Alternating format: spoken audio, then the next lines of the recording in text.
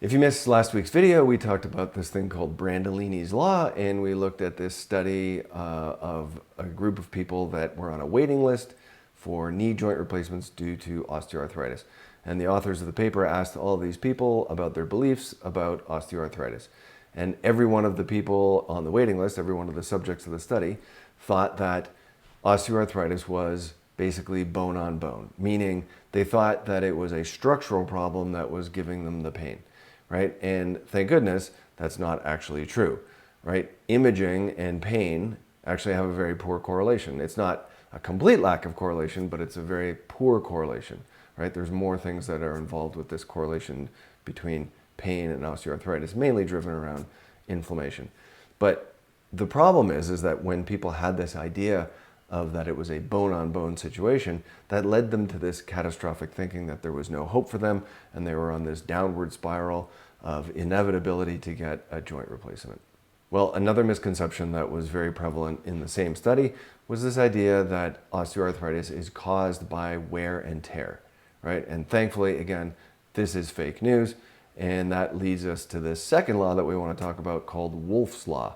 And Wolff is this guy named Julius Wolff, who is a German surgeon and anatomist, and he's famous for his Wolff's Law quote that states that bones can adapt to the loads that they are placed under. In other words, more activity will result in more bone density. And we know this to be true, right? I mean, women are always advised to do more weight-bearing activity to increase bone density to ward off osteoporosis. And we know this is true of other tissues in the body. We know it's true of muscles, right? When people go to the gym, the point of that is to apply a load to the muscles, and you adapt with hypertrophy and gaining strength. And it's the same with the immune system. If you live in a bubble for a year, when you come out of that bubble, you're probably going to get very sick because your immune system hasn't been challenged for a year, so it got weaker. With the brain, the advice is always to constantly challenge your brain to avoid dementia, right? Read some books, learn a new language, learn how to play a musical instrument or whatever, because we know that we have to challenge the brain and keep it stimulated to keep it healthy. But then there's this weird belief that applying a load to a joint doesn't make it stronger. No, in fact, it gives you arthritis. Well, thankfully, again, that is not true. So, for example, look at this paper published in the Journal of Athletic Training in 2020 on patellofemoral pain, which is a type of knee pain.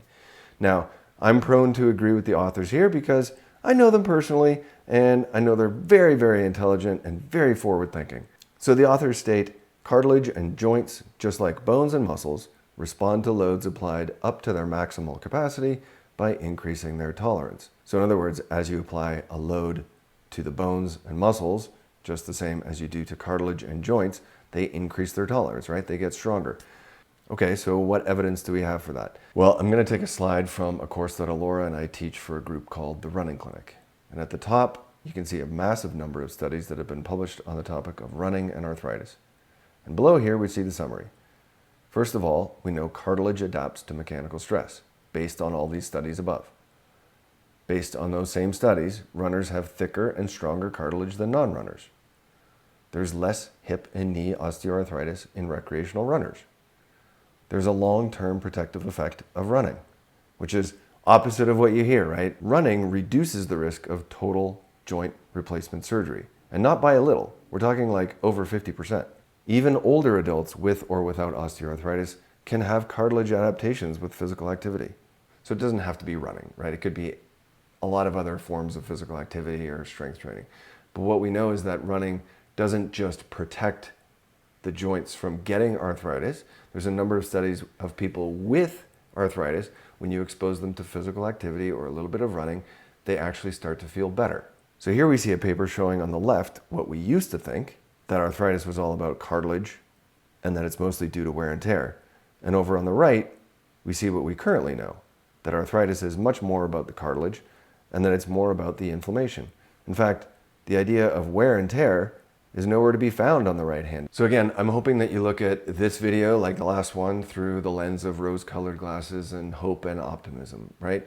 And so lastly, I want to leave you with this quote from the movie The Hunger Games, because I think it's pretty appropriate for what we're talking about here, that you have to look at this situation with hope and optimism rather than fear of what you might have been told or what you might have seen on the x-rays. All right. Hope. It is the only thing stronger than fear.